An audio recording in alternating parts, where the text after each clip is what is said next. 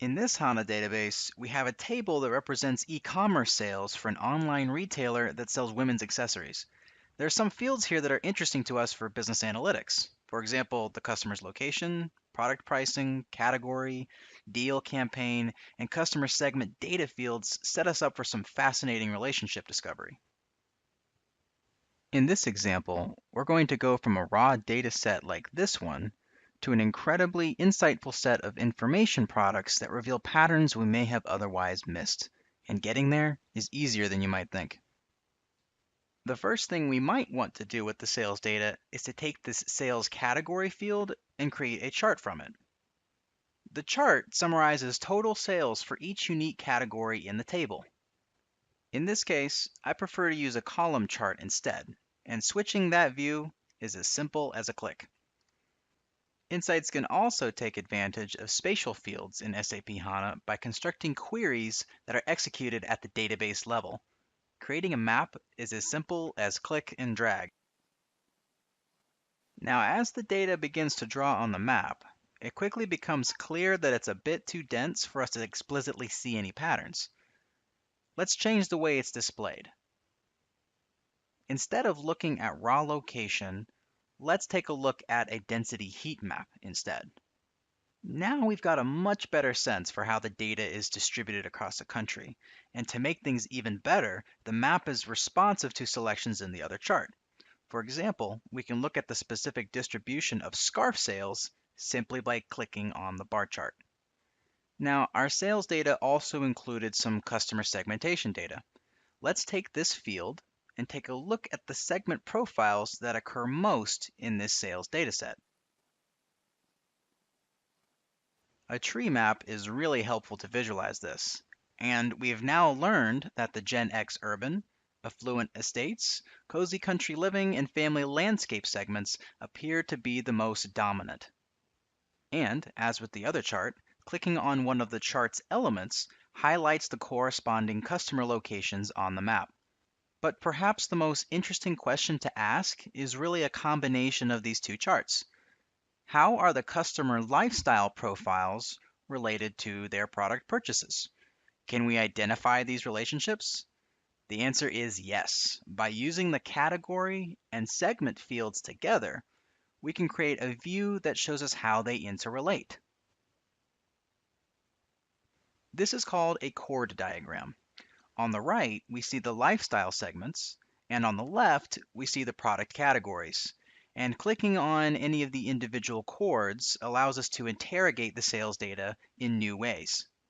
For example, if we want to try to understand the relationship between the cozy country living segment and sunglasses, we can click on the chord. Now we can see where in the country they are and understand a little bit more about how these people purchase our products.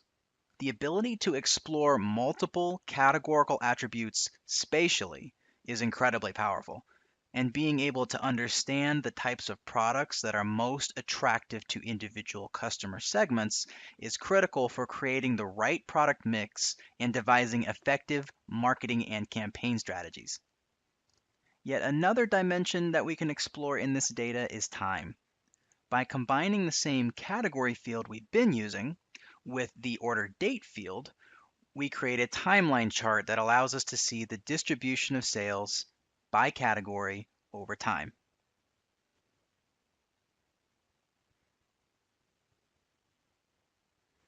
And like all the other charts in this workbook, we can interact with this timeline chart and see everything else, all of the other elements in the workbook respond. Now, the ultimate goal in all of these analyses and visualizations is really to better understand our customers so that we can create better targeted campaigns and ultimately increase profitability. We can also apply these same concepts to evaluate the efficiency and efficacy of campaigns that have already occurred. Let's take a look at an example. In the sales data, each sale is associated with a specific campaign. If we want to see the top campaigns of last year, we simply drag the campaign ID and create a table. This generates a count of sales per campaign ID. Since we want to see top performers, let's apply a filter. In this case, we really only want to see the campaigns that had at least 300 sales. Upon applying the filter, we learn that there are roughly 9 campaigns that meet the criteria.